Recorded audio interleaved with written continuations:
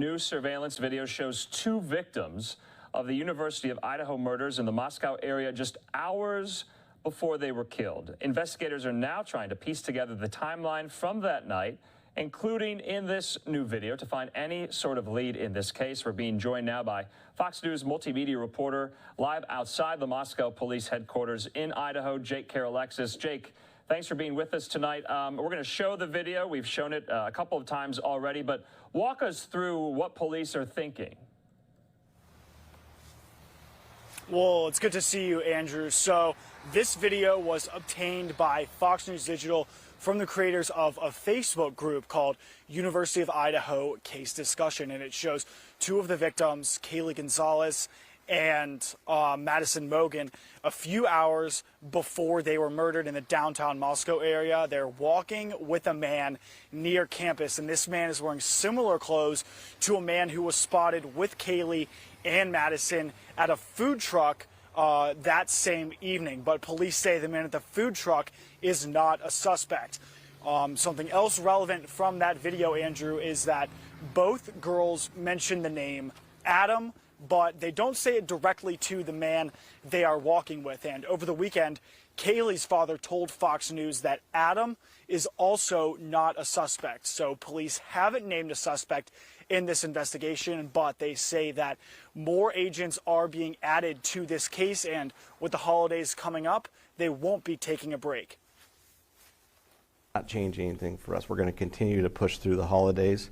We have a team that will continue to do the investigation and work on that as we move through the holidays.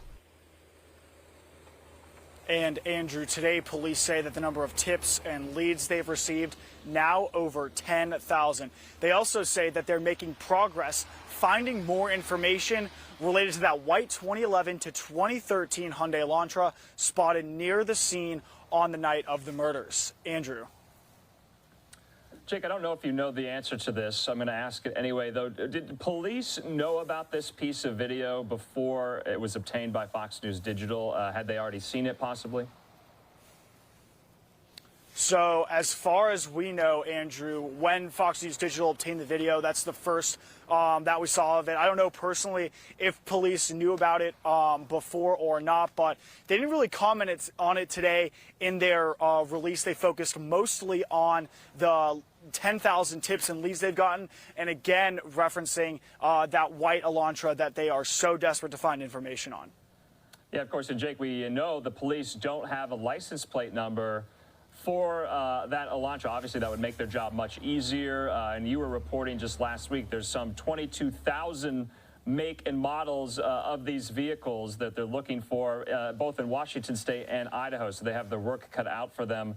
But we heard from the police chief in your report, and they said they're not backing down, going full speed ahead through the holidays. Are they hopeful that possibly they might get a break before the new year? I mean, Andrew, they're just continuing to go through those leads, continuing to look for evidence. They say that, again, we heard the number. It's over 10,000 tips and leads at this point. So they say it takes a little bit of time to go through those leads, figure out which ones are relevant and which ones aren't, and try to search through there. So the information has been coming in very slowly over the last week or so, and they're hopeful that they will be able to find a break in this case soon, but nothing at this point, Andrew. All right, Jake Kernodle there live for us in Moscow, Idaho. Jake, we always appreciate it. We'll talk again. Okay, and in the meantime, we do want to kind of dive a little deeper into this new surveillance video that was obtained by Fox News Digital over the weekend. We want to put this up on the screen for you here. Okay, so take a look at some of this.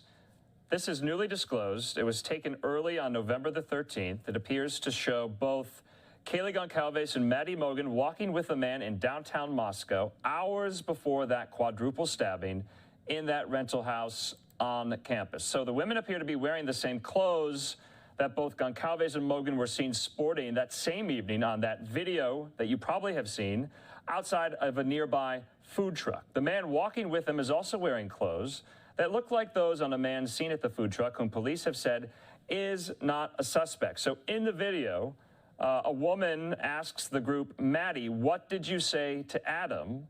And that is caught on the surveillance camera. The second woman replies, like I told Adam everything. So the first woman's voice appears to match that of Goncalves, according to her TikTok. According to her father, Steve, the Adam the women mentioned is not a suspect. Police have also ruled out the suspect as well, like Jake said.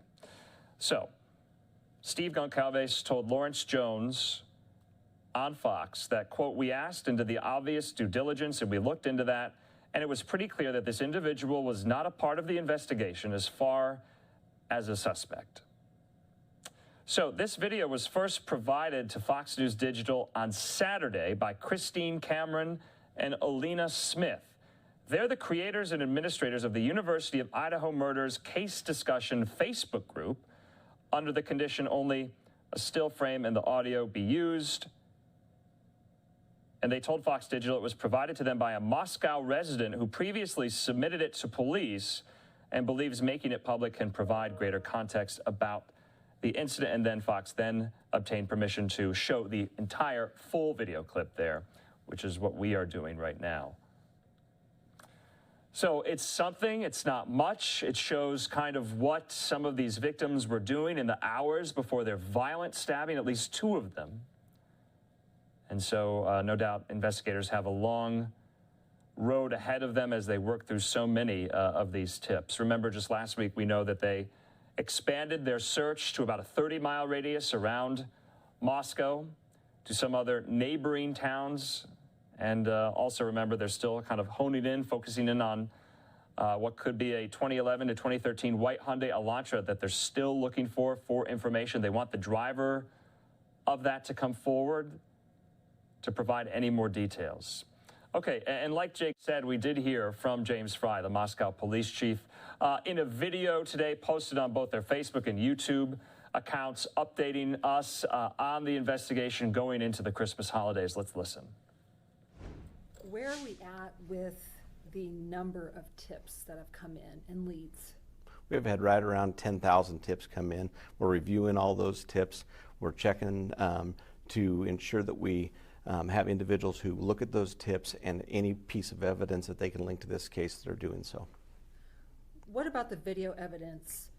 How is that reviewed? What do you do with it? So we have a special team of individuals who are skilled at watching videos, collecting evidence and information out of those videos and linking them together so that we can tie every piece together for this investigation. What do you have for an update about the white Hyundai Elantra? We have many tips that have come in on the 2011 to the 2013 Hyundai Elantra.